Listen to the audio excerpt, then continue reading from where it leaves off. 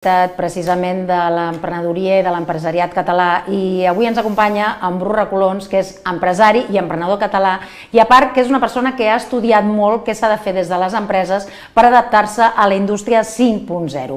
Ell és, en Bru Recolons, com us deia, fundador també dels Premis Talents. Senyor Recolons, moltes gràcies per acompanyar-nos. Gràcies a vosaltres per convidar-me. Si li sembla, comencem parlant d'aquests Premis Talent, que hi ha molta gent de l'àmbit que coneix en què consisteixen, però hi ha gent que no, i així posem a tothom una mica al dia. Sí, des de fa 8 anys la fundació que presideixo, que és la Fundació Impulsa Talentum, convoca uns premis, són 30 premis en concret, després n'hi ha 6 que són d'honor, però 30 que són d'innovació en 30 àmbits diferents, és a dir, des de sectors primari, secundari, serveis, tot tipus d'empresa que estigui o bé dintre de la pròpia empresa innovant o gent que està començant un projecte, sense discriminar si és un projecte incipient o si ja han arribat a sortir al mercat, nosaltres mirem qui és el millor en aquell vertical i intentem fer-los difusió, intentem apropar-los a l'ecosistema de finançament i ajudar-los a fer una petita empenta perquè es converteixin en un generador de llocs de treball i de riquesa. Precisament aquest talent és una de les coses que des de la vostra organització, poseu molt èmfasi en que és una de les necessitats principals en el creixement d'una economia i davant dels reptes que afrontem ara. Nosaltres som un país que no té petroli ni matèries primeres ni moltes de les coses que tants conflictes generen. Tenim una cosa molt important que és el talent. L'hem tingut sempre, hem estat capaços de ser pioners en moltes coses. Sabadell és un exemple, Girona, Manresa, Barcelona, tot el país d'alguna manera ha estat sempre un país de gent que s'ha espavilat, que ha tirat endavant amb circumstàncies molt difícils, a vegades sense gaires ajuts, i nosaltres el que volem és endreçar tot el que fa referència a la gestió del talent i del coneixement a través de congressos, a través d'una càtedra, i impulsar aquells projectes que veiem que potser no tenen els recursos per arribar a mercat, fent-ho en col·laboració amb les patronals, amb les diferents organitzacions no governamentals que estan focalitzades al mateix objectiu. I bé, és una experiència molt bonica perquè realment te n'adones, a mesura que vas trepitjant Catalunya, que tenim gent extraordinària amb unes idees brillants i sobretot molt valents. S'ha de ser molt valent per ser emprenedor. En aquest programa, que sabeu vosaltres que fem moltes tipus d'economia, hem parlat amb startups precisament moltes vegades que ens porten projectes que diem mare meva, com se li ha acudit això a aquesta persona? I després n'hi ha que funcionen i n'hi ha que no. Però sí que és cert que l'emprenedoria, la innovació i el talent són les claus de tots aquests projectes que hem anat veient. També de la indústria tradicional que s'està reconvertint, a poc a poc. Sí, precisament de les jornades que estem organitzant d'aquí a finals d'any, que tenim el dia 28, la primera, centrada en l'economia de l'experiència a Girona. El dia 5 estem a Sabadell per parlar de la reindustrialització 5.0. Estem a Manresa el dia 19 per parlar de formació dual, de com utilitzar la tecnologia per accelerar la formació i captar talent que està costant molt de captar. I després el dia 16 i 17 de novembre que fem el Congrés Internacional, el segon, de gestió de talent i coneixement. Nosaltres totes aquestes activitats les tenim enfocades amb la idea de gestionar tota aquesta comunitat d'innovadors, tota aquesta comunitat d'emprenedors, de gent valenta, com he dit abans, però amb un focus a esdevenir el fòrum global a nivell mundial sobre la gestió del talent i del coneixement. Què vull dir amb això? Que hem de ser capaços de tirar-nos a la piscina i tirar endavant projectes, hem de ser capaços de ser brillants i destacar i sortir fora, que és el que estem fent també nosaltres amb aquesta iniciativa. Perquè de vegades alguns empresaris que s'han assegut en aquesta mateixa taula que està vostè, senyor Recolons, ens diuen que va una mica descompensat o descompassat, les dues coses, el talent amb les seves necessitats. És a dir, que de vegades corre massa tot plegat i les empreses no tenen temps de posar-se al dia, i això és un greu problema que clar, des de la teoria sembla fàcil, però que a l'hora de conjugar les dues coses és complicada, oi? Nosaltres un dels verticals que estem treballant és aquest.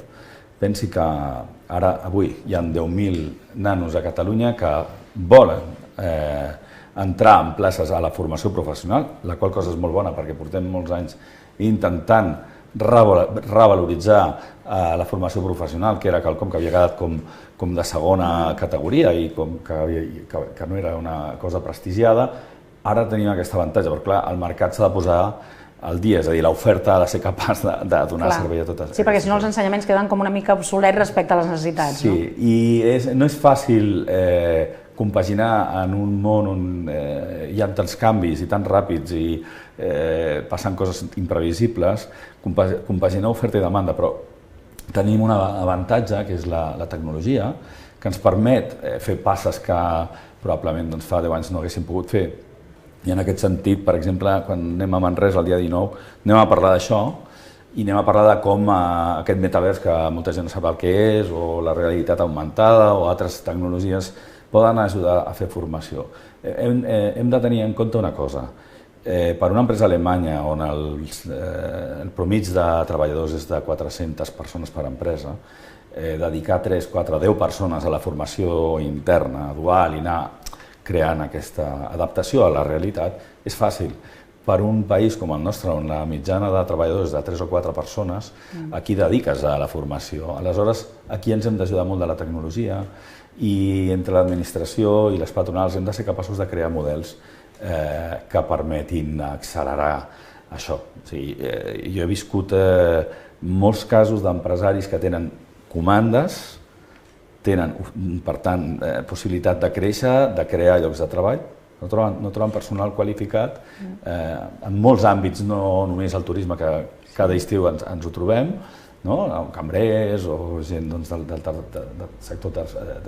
tercer sector, ens trobem una manca de matricers, de torners, de gent que hauria d'estar en el món de la indústria, una indústria que vam abandonar per la globalització i que ho vam fer probablement perquè no hi havia altre remei per sobreviure, però que la crisi actual ens dona una oportunitat. És una crisi, és dura, és molt difícil, ens dona l'oportunitat de tornar a repensar que som un país capaç de fer molt bé les coses, de fer indústria, de fer empresa, i ho podem fer, a més, de forma molt millor que les altres generacions que no van tenir l'oportunitat, per exemple, de fer-ho de forma ecològica, sense afectar els nostres rius, el nostre sol, el nostre aire.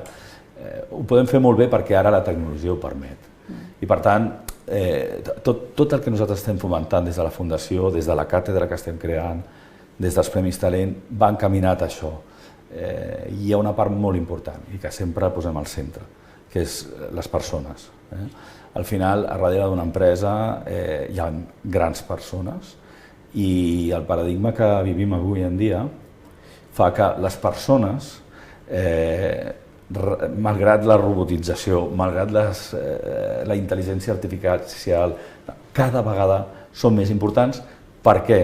Perquè si no som capaços de treure'ls i de fidelitzar-los, és a dir, de fer-los feliços en el teu projecte i de fer-los seu, el teu projecte mor, per molts robots que tinguis.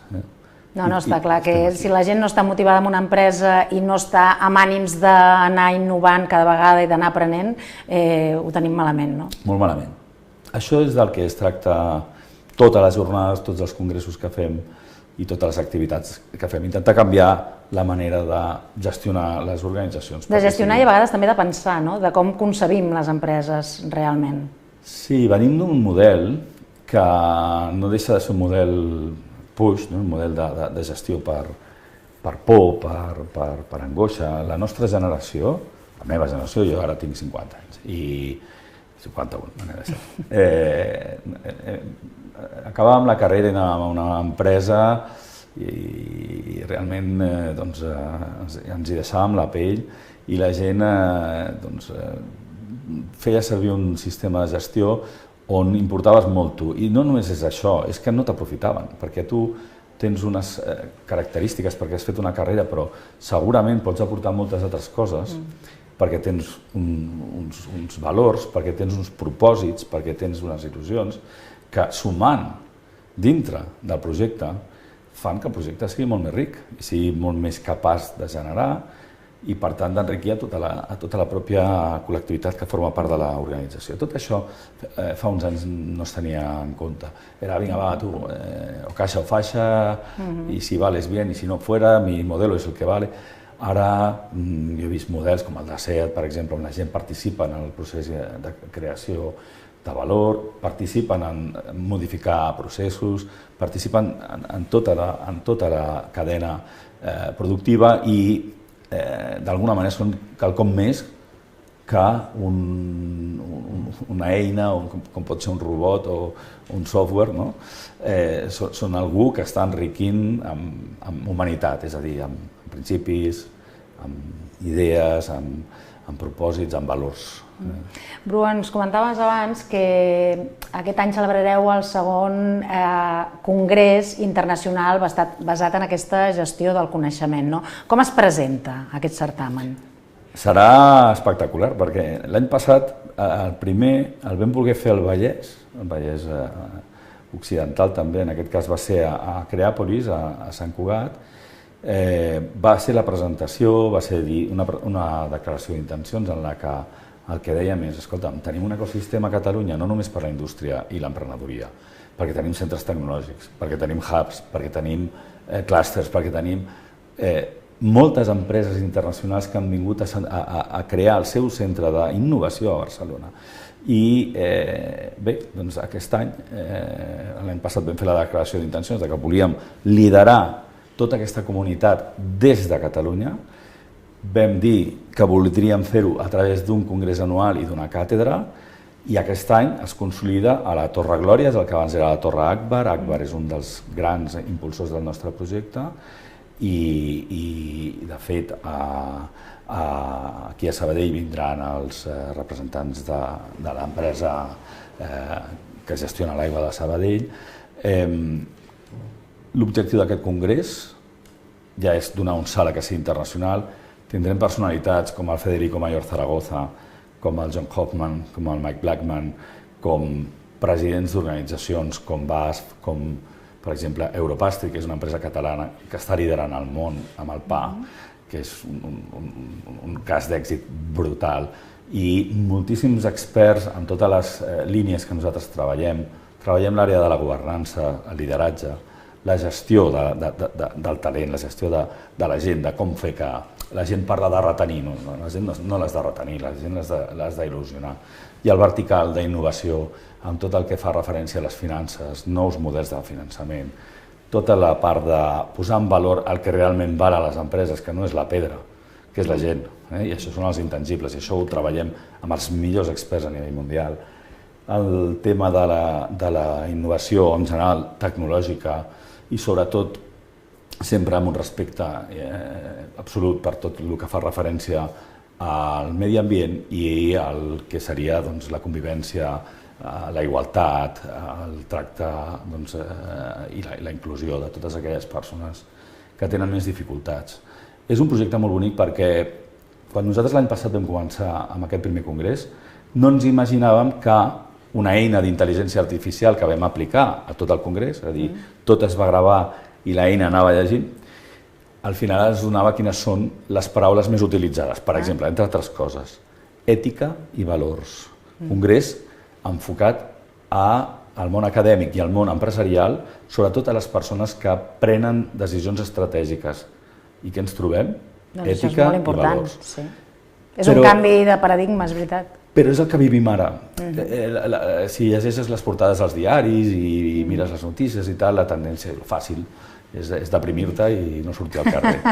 Però la realitat és una altra i és que la gent fa la seva feina, formigueta, i al final saben que si no tracten bé a la gent no tenen equip, i si no tenen equip no tenen empresa, i si no tenen empresa, l'empresa tanca. Està claríssim. Abans ens parlaves també d'aquesta vessant sostenible de les empreses i precisament el 5 d'octubre celebra Sabadell una trobada on posareu el focus en la reindustrialització sostenible i digital. Aquesta és també una branca, una pota important de la vostra feina, de donar a conèixer. Sí, a veure, reindustrialitzar, ho deia una miqueta abans, és una oportunitat que tenim ara i a més ho podem fer millor que els nostres avantpassats. Ho podem fer de forma neta, de forma sostenible, de forma equilibrada i de forma molt més humana respecte als nostres companys de projecte. Al final, tots estan dintre d'un mateix. I si em permet un incís, senyor Recolons, ara ens trobem a sobre amb l'afegit que la societat està conscienciada per fi, que fa uns anys parlar d'això era de molt pocs i ara ja és una cosa com molt més globalitzada, no? És condicio sine qua non. Exacte. Ningú que vulgui tirar endavant un projecte amb els valors de fa 20-30 anys no se'n sortiran, perquè no atrauran talent. He vist milers de casos, ho esteu veient als Estats Units, ho estem veient arreu del món, de gent molt preparada, segur que tenim la millor generació que hem tingut mai a la història, però no estan per romanços, no volen que els tractin malament. Volen...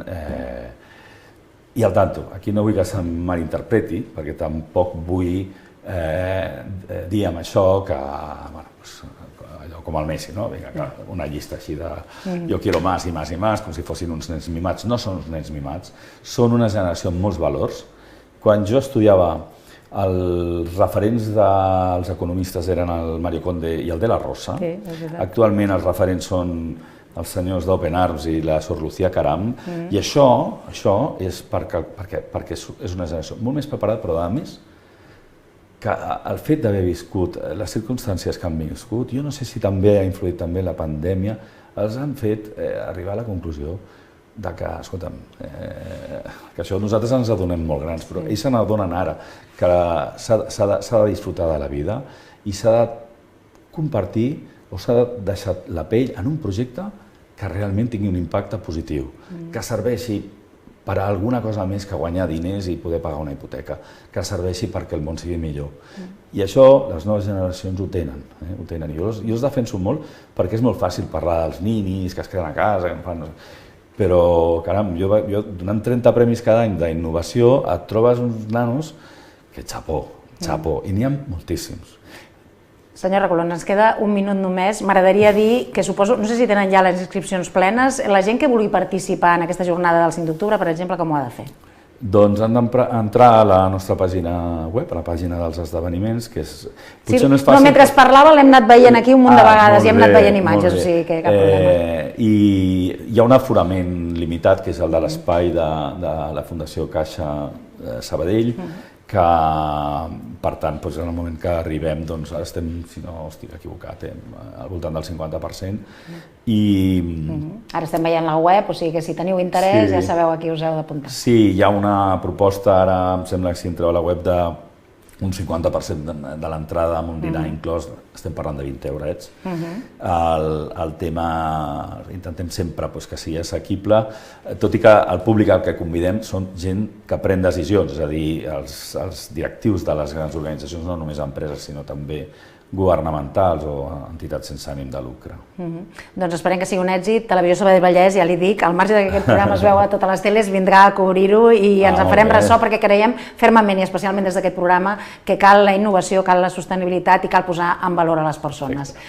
Senyor Recolons, m'he quedat amb les ganes de parlar de temes que són una mica més passats, però, per exemple, perquè ho sapigueu, el nostre convidat d'avui va ser un dels responsables que va fer possible que la història de Catalunya s'estudiés a dia d'avui a les escoles, o per exemple l'obligatorietat de posar-se casc amb les motocicletes.